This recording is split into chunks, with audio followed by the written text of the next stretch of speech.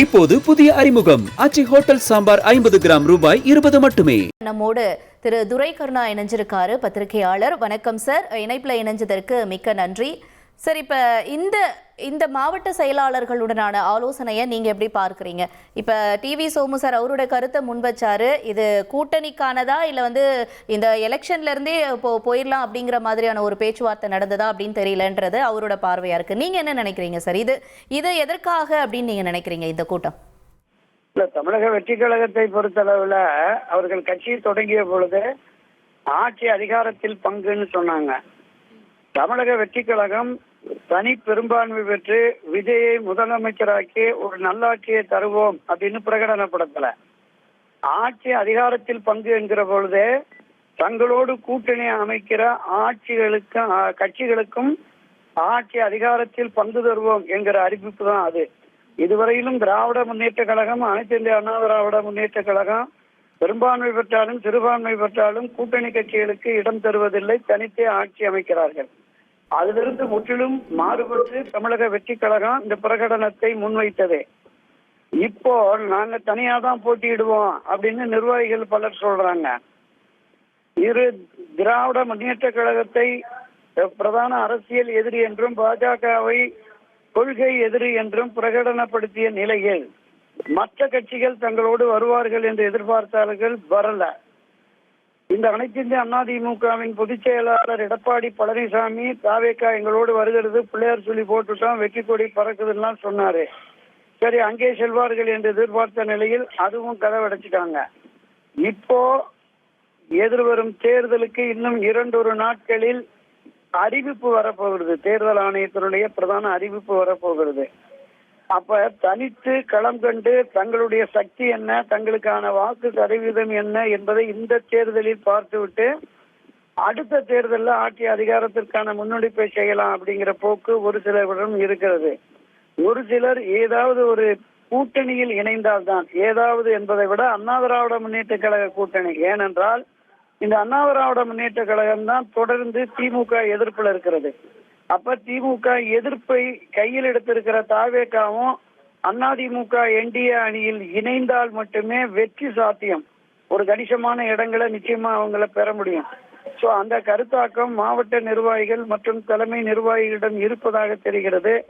அவர்களிடம் கருத்து கேட்பதற்காக இந்த கூட்டம் நடைபெறுவதாகத்தான் நான் கருதுகிறேன். என்ன முடிவு என்பது அவங்க கூட்டத்திற்கு பிறகு நிர்வாகிகள் என தெரிவிக்கிறார்களோ அதை நாம பார்த்துக்கலாம். ஆனால் தமிழக வெற்றி கழகம் ஒரு தடுமாற்றத்தில் இருக்கிறது என்பது நமக்கு நன்றாகவே புரிகிறது. ஏன்னா பொதுவெளிகளில் 18%, 20%, 25% என்று ஆளாளுக்கு ஒரு சதவீத கணக்குகளை போடுகிறார்கள். வெற்றி பெற்ற ஆட்சியை அமைப்பதற்கு இந்த தேர்தலில் 2026 தேர்தலில் நிச்சயம் சாத்தியமே இல்லை என்பதுதான் தேர்தல் கள யதார்த்த நிலை. எனவே இதை எப்படி எதிர்கொள்வது என்கிற குழப்பத்தில் இருக்கிறாங்க. அவருக்கு ஏற்படுகிற இந்த நெருக்கடி, விஜய்க்கு ஏற்பட்டு வருகிற நெருக்கடி இருக்குல்ல, ஜனநாயக விவகாரமாகட்டும், சிபிஐ விவகாரமாகட்டும், கரூர் அந்த சம்பவம் தொடர்பான விஷயங்களாகட்டும், அவருடைய தனிப்பட்ட வாழ்க்கையில் ஏற்பட்ட அந்த சொந்த விவகாரமாகட்டும், இது ஒரு பின்னடைவை, ஒரு பிம்ப கட்டமைப்பை உடைத்து வருகிறது என்கிற சூழல்ல இந்த தேர்தலை எப்படி எதிர்கொள்வது என்று நிர்வாகிகளோடு ஆலோசனை நடத்துகிறார்கள். ஆலோசனை முடிவுல அவர்கள் என்ன சொல்கிறாருங்கிறத நம்ம பார்க்கலாம் சார். ஒரு தடுமாற்றம் அவங்களுக்கு ஏற்பட்டிருக்கு, அதனாலதான் இந்த மாதிரியான ஒரு சூழல் அப்படின்றீங்க. அந்த தடுமாற்றம் அப்படிங்கிறது எதுக்கப்புறம் இது வந்திருக்கலாம் அப்படின்னு நினைக்கிறீங்க சார்? கரூர் சம்பவத்துக்கு அப்புறமா, இல்ல ஜனநாயகன் படம் அப்படின்னு? ஏன்னா ஜனநாயகன் படத்துக்கும் அரசியலுக்கும் இருக்கிற ஒரு இணைப்பு அது சாத்தியமா அப்படிங்கிறது இப்ப வரைக்கும் தெரியல. அப்ப இந்த தடுமாற்றம் எங்க ஆரம்பிச்சிருக்கும்னு நினைக்கிறீங்க? இல்ல, நிச்சயமா. அதாவது கரூர் சம்பவம் வரையிலும் அவருக்கான கூட்டங்கள், வரவேற்பு என்பது பொதுவெளிகள்ல மக்கள் மத்தியில அபரிமிதமாக இருந்தது. அதை பிரேக் பண்ற மாதிரி தான் கரூர் சம்பவம் நடைபெற்றது.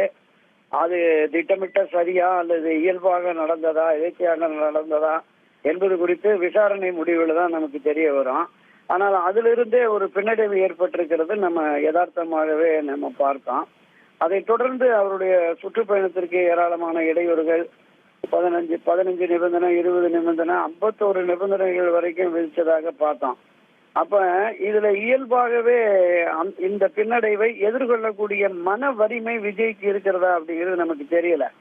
அதை தொடர்ந்து ஏற்பட்டிருக்கிற இப்போதைய சூழல், இந்த ஜனநாயகன் படம் இதுவாகட்டும், சிபிஐ விசாரணை 2 முறை நடந்து இப்ப 3வது முறையாகவும் நடக்கிற இந்த பிரச்சனைகள் ஆகட்டும், இது வெற்றி கழகத்தினரிடையே தொடக்கத்தில் இருந்த உற்சாகம் இல்லை.